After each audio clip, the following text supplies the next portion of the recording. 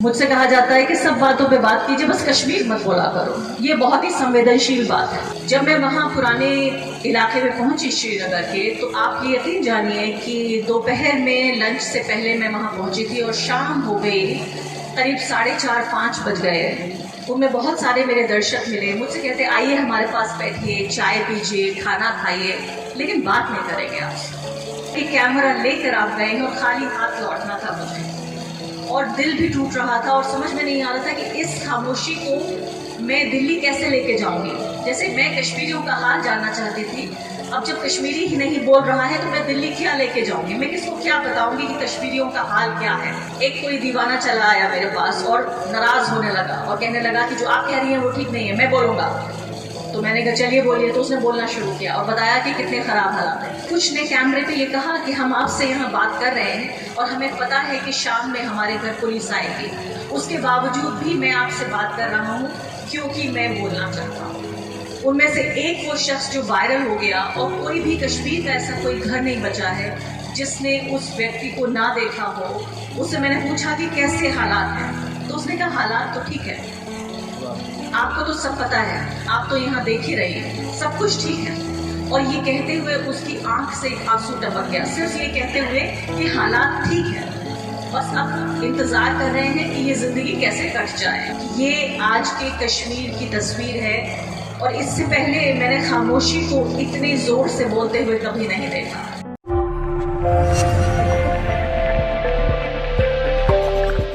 पिछले आपको 3 महीने की कहानी सुनाना चाहती हूँ। 2 मैंने महत्वपूर्ण घटनाओं को कवर किया।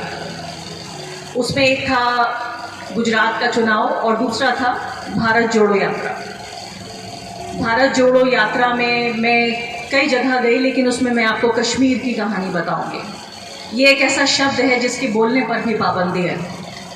मुझसे कहा जाता है कि सब बातों पे बात कीजिए, बस कश्मीर मत बोला करो। ये बहुत ही संवेदनशील बात है, और खासकर तुम तो बिल्कुल मत बोला करो। तुम्हारा नाम आरफा खानम शेरवानी है, तो जब भी तुम कश्मीर की बात करोगी तुम्हें संदेह से देखा जाएगा। तुम पाकिस्तान की बात भी मत किया करो, क्योंकि जब भी तुम पाकिस्तान की बात करोगी तुम्हें ऑब्जेक्टिव निष्पक्ष तरीके से नहीं देखा जाएगा।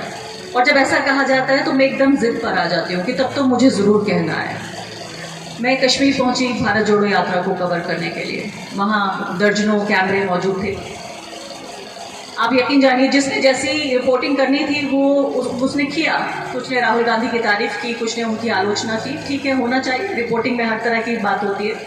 लेकिन किसी ने ये जानने की कोशिश नहीं की कि 3 साल गुजर जाने के बाद आर्टिकल 370 को हटाने के, अनुच्छेद 370 हटाने के भारतीय संविधान के, आखिर कश्मीर किस हालत में और कश्मीरी किस हालत में है। क्या ये बहुत मुश्किल बात थी?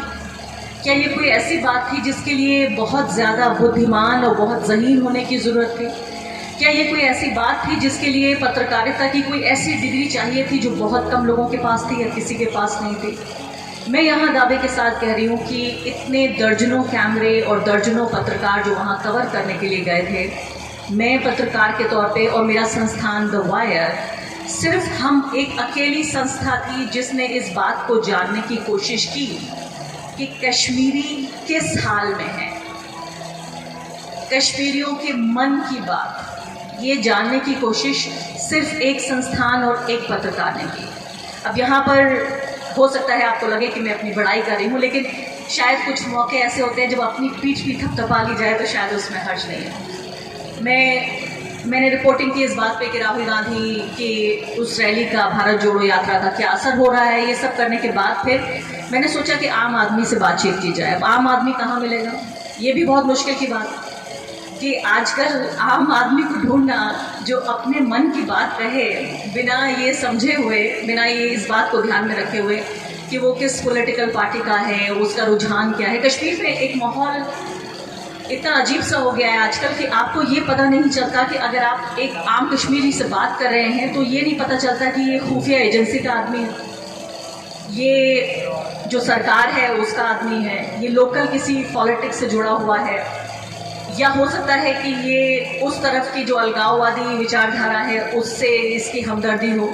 एक व्यक्ति के अंदर इतनी सारी लेयर्स हैं, इतनी सारी परतें हैं कि बहुत मुश्किल है कश्मीर का आम आदमी ढूंढना। खैर, मैंने सोचा कि पुराने शहर जाया जाए, श्रीनगर का पुराना शहर, जैना कदर इलाके में।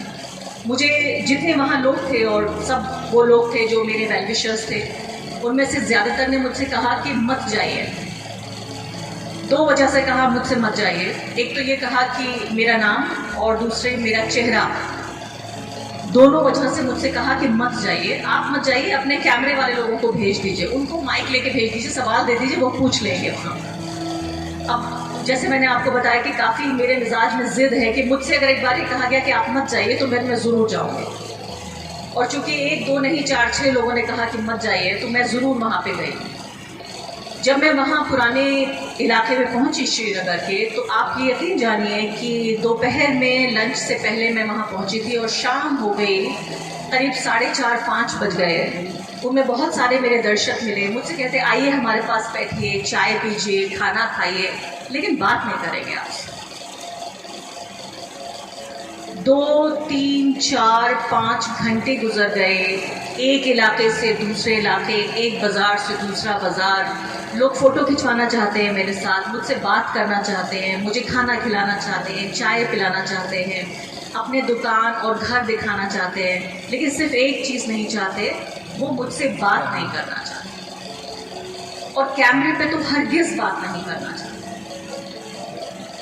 पहली बार मेरे पूरे जीवन में, मेरे पत्रकारिता के जीवन में, मुझे एक ऐसे हालात का सामना करना पड़ा जहां मेरे भी यहाँ कैमरा मित्र यहाँ हैं और वो समझ रहे हैं कि कैमरा लेकर आप गए हैं और खाली हाथ लौटना था मुझे, और दिल भी टूट रहा था और समझ में नहीं आ रहा था कि इस खामोशी को मैं दिल्ली कैसे लेके जाऊंगी। जैसे मैं कश्मीरियों का हाल जानना चाहती थी, अब जब कश्मीरी ही नहीं बोल रहा है तो मैं दिल्ली क्या लेके जाऊंगी, मैं किसको क्या बताऊंगी कि कश्मीरियों का हाल क्या है। खैर, अब अंधेरा होने वाला था और जो वहाँ सिक्योरिटी वैन्स हैं, तमाम जो हमारे सुरक्षा बल हैं, वो इस तरह से घूमती रहती हैं आसपास, ऐसा लगता है कि यही एक मामूल है, यही वहाँ की एक साधारण जीवन है। मैंने सोचा कि कम से कम मेरे पास माइक है, कैमरा है, मैं खुद ही बोल देती हूँ ये सब बातें जो मैंने यहाँ पे देखा है। कम से कम ये तो मेरे पास है, इतनी पावर तो है मेरे पास कि मेरा कैमरा और मेरा माइक मेरे पास है। मैं एक चौराहे पे खड़ी हुई और मैंने बोलना शुरू किया कि यहाँ पिछले घंटों में मैंने क्या क्या देखा। एक कोई दीवाना चला आया मेरे पास और नाराज़ होने लगा और कहने लगा कि जो आप कह रही हैं वो ठीक नहीं है, मैं बोलूँगा। तो मैंने कहा चलिए बोलिए। तो उसने बोलना शुरू किया और बताया कि कितने ख़राब हालात हैं। एक आया तो 2 आए, 3 आए, 4 आए, 5 आए, 5-6 लोग आए। वो 5-6 दीवाने बिना ये सोचे हुए, उनमें से कुछ ने कैमरे पे ये कहा कि हम आपसे यहाँ बात कर रहे हैं और हमें पता है कि शाम में हमारे घर पुलिस आएगी, उसके बावजूद भी मैं आपसे बात कर रहा हूँ क्योंकि मैं बोलना चाहता हूँ। उनमें से एक वो शख्स जो वायरल हो गया, और कोई भी कश्मीर का ऐसा कोई घर नहीं बचा है जिसने उस व्यक्ति को ना देखा हो। उससे मैंने पूछा कि कैसे हालात हैं, तो उसने कहा हालात तो ठीक है, आपको तो सब पता है, आप तो यहाँ देख ही रही हैं, सब कुछ ठीक है। और ये कहते हुए उसकी आंख से एक आंसू टपक गया, सिर्फ ये कहते हुए कि हालात ठीक है। उसने ये नहीं कहा कि हालात खराब है, उसने कहा आप सब देख रही हैं, हालात ठीक है, बस अब इंतज़ार कर रहे हैं कि ये ज़िंदगी कैसे कट जाए।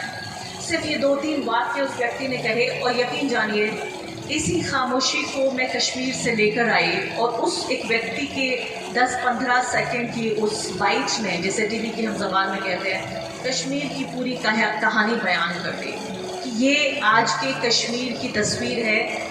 और इससे पहले मैंने खामोशी को इतने ज़ोर से बोलते हुए कभी नहीं देखा।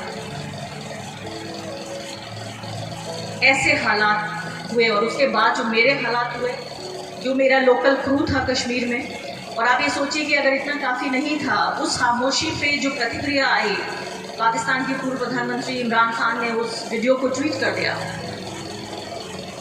तो कहा गया कि भाई देखिए इनके आका तक इनकी बात पहुंच गई। मतलब वो ये समझते हैं कि जैसे उनके आका होते हैं ऐसे हमारे भी आका होते हैं। उनको लगता है कि उनके आका हैं तो सबके आका होते हैं।